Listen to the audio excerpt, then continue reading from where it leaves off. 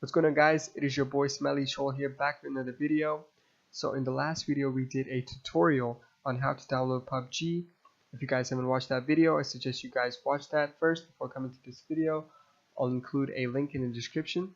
But anyways, we're doing a settings guide video, and hopefully I'll give you a bit of an insight on what settings to tweak to get better performance in your game and overall smoothness. So without further ado, guys, let's just get right into it.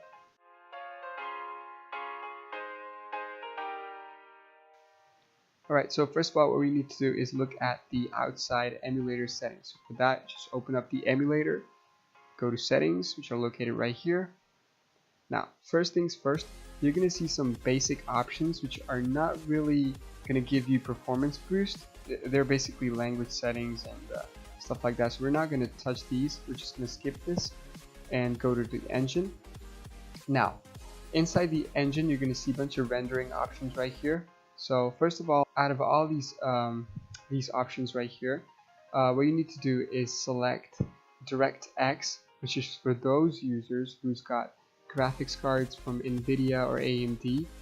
So those users can select DirectX, which is going to give you better performance. And for those of you who's got just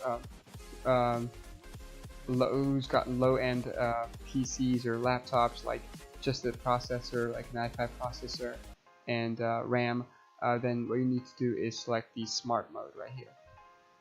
Now after this, you're going to see these four options, which are rendering options. What you need to do is select all of these. The most important one is the prioritize dedicated GPU. Now what this option does is takes advantage of your graphics card. If you've got NVIDIA graphics card or an AMD graphics card, and what it does is it takes advantage of all that horsepower and try to deliver a smooth and better FPS. Now onto the anti-aliasing option. Personally, I have turned off the anti-aliasing because it's one of those settings which can give you a lot of performance boost.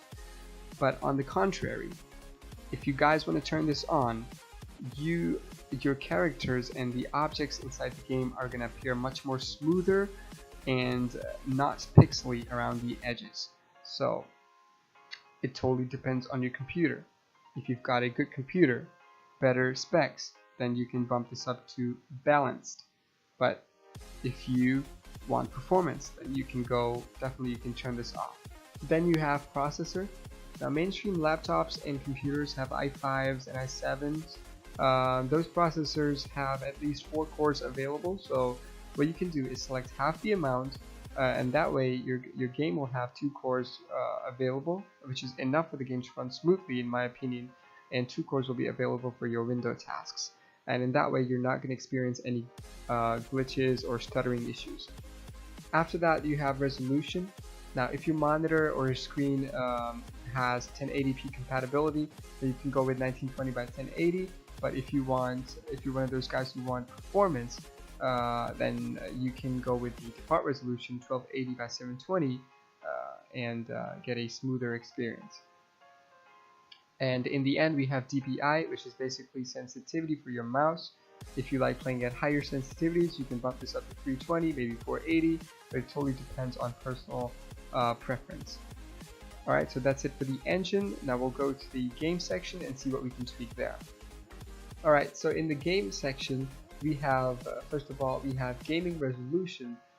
So you have 3 options to select from. You have SD 720p, which is for people who's got low-end laptops and computers with dedicated graphics like Intel graphics and stuff. You need to go with the SD 720p option here. Then you have 1080p option, which is for those people who's got GTX 660s, NVIDIA graphics cards, and AMD HD 7000 series maybe. You can go with the 1080p option here. And then in the end, we have Ultra HD 2K, which is for top performance computers, like computers having newer Pascal cards like GTX 1060, 1070, or the AMD equivalent like RX 480 or RX 580 and graphics cards like that. You can go with the Ultra HD 2K. And then after You have display quality, which is basically texture quality in the game. If you go with the HD option, then that's going to give you a higher texture detail. And if you go down balance, that's going to give you a medium. This is basically like a medium option, and smooth is basically low. And if you set it to auto, the computer is going to look at your device and select which option is best suited for your device.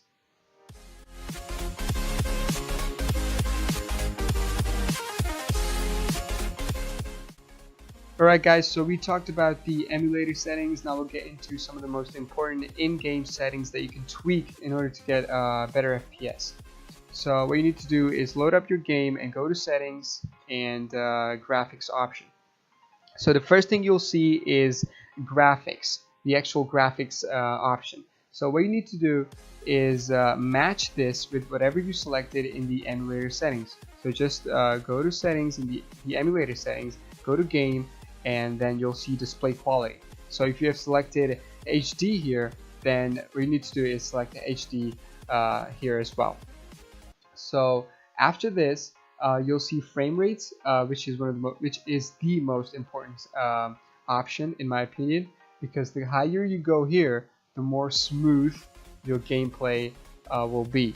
But keep in mind, if you've got a low-end laptop or computer with not that great specs, then if you select extreme here, you'll experience some intense stuttering issues in your game. So if you're on the low end of the spectrum, just select high here. High is the better option in that case. And if you've got a gaming laptop or computer, then you go with extreme. Alright, so that's that. And after this, go to the anti-aliasing option right here. Now, anti-aliasing, match it with the emulator setting right here inside engine. If you've disabled it, if you selected close, then what you need to do is disable anti-aliasing inside the game as well. And after that, go here, auto adjust graphics. Now, if you've got a gaming laptop, just disable this. And if you've got a low-end device, then you need to enable this, because what it does is that it automatically lowers your graphics settings when the game experiences stuttering and issues like that.